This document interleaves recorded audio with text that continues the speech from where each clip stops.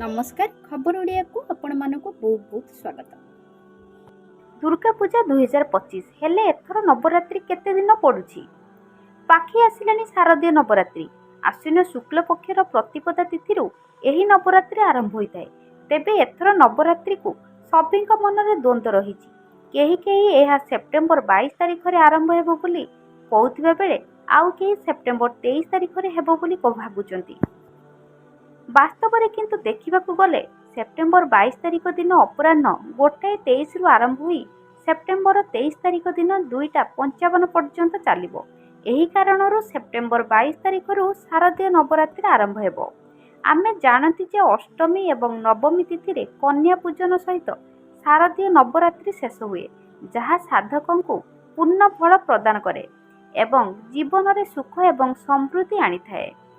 Hindu calendar अनुसार 22 September 2025 रे घट स्थापन शुभ समय सकाळ 6:09 रु 8:06 पर्यंत रहिबो। कलश स्थापन पाई भक्त मानक प्राय 2 घंटा समय मिलिबो। एही समय रे आपण जे कोनोसी समय रे घट स्थापन करी देवी दुर्गा को पूजा करि परिबे।